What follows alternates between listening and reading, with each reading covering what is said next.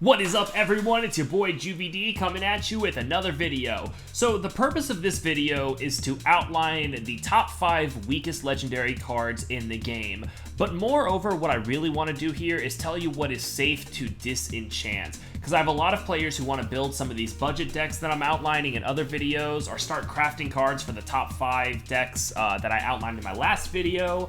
But they're like, I have these legendary cards that I'm not using, but is it safe to disenchant them? Should I hold on to them? What should I do? So I'm first going to tell you the 5 legendary cards that I do not think have a use in the game right now. 5 being, you know, a card that might eventually be kind of meta, and 1 being a card that I don't think will ever be in the meta, at least not anytime soon. And then at the very end, I'm going to give you a general overview of how I feel towards disenchanting in general, because I think every top player has a slightly different opinion, so I'm just going to give you my 2 cents, and you can roll with it if you want or not. And it's worth noting the game footage in this video isn't pertaining to the legendary cards that I'm discussing, because right now OBS doesn't work with Duelyst for whatever reason, so I'm just using old extra footage. So I do apologize for that.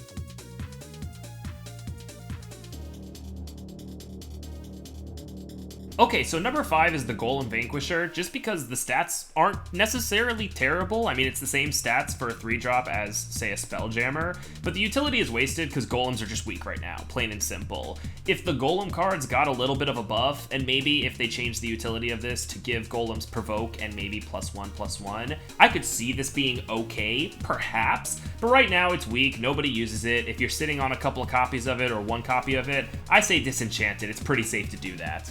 Sticking with the provoke theme, we have Lady Lock at number 4. So this card does have terrible stats. It's the same mana cost as the Golem Vanquisher, but it has 2 less health. It's not really an early game card because you need to play other cards after it to get its utility. So it's a late game card, but it's 3 mana. It's just clunky to play, and the benefits you get from it aren't really worth it. So I don't know how this card would ever become relevant unless they buff the stats. Even then, it's still clunky. Okay, so number 3 is Astral Crusader, and don't let this card trick you like I think it tricks so many other players, because on paper it sounds pretty cool. I mean, if you replace it once, it's basically 6 mana for an 8/7, which sounds really strong. The problem is, games very rarely are going to go long enough for you to get this card back. Right now, replace decks are just weak in general, like all the cards that somehow get buffed or give you benefits off replace, besides White Widow, are pretty weak. So I would say disenchant this card. It might get buffed eventually, but it's not part of the meta. Okay, so now we're going into meme territory, with number 2 being Pado. So I say meme because this card has kind of become a joke in the community. The problem is it's just too RNG. Like, you drop it down, it has airdrop, it's got alright stats, I guess. I mean, obviously, if you can get an attack off with it, you probably win the game. But 6 health, it dies very fast, and then you just make everything on the board fly around. I would never play this card, but it's been played against me, but I always win. And last but not least, we have the worst legendary card in the game, in my opinion, but however, I think this is a popular opinion because I talked to a lot of players about this. We have Rook. Why is this card terrible? Because it's 7 mana for 5/5. It takes forever to get its utility to go kick in because you can't like summon units or do anything to activate it. You just have to wait for a turn to end. And really the only thing you want on it is range. So this card's terrible. If you get it, I'm sorry, but look on the bright side, you got 350 dust now.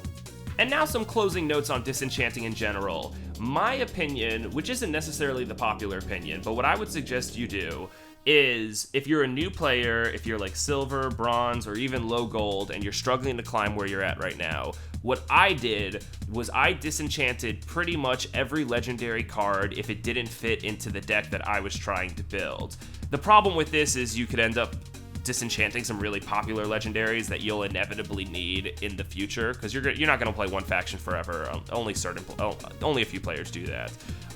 So you end up disenchanting cards that are useful and that are strong, but I think it's more important to have one really solid deck to climb the ladder with when you first start playing, so you can learn the basics of the game and get really good at that one faction, rather than just have a bunch of random legendaries that you can never use because you never have a complete deck.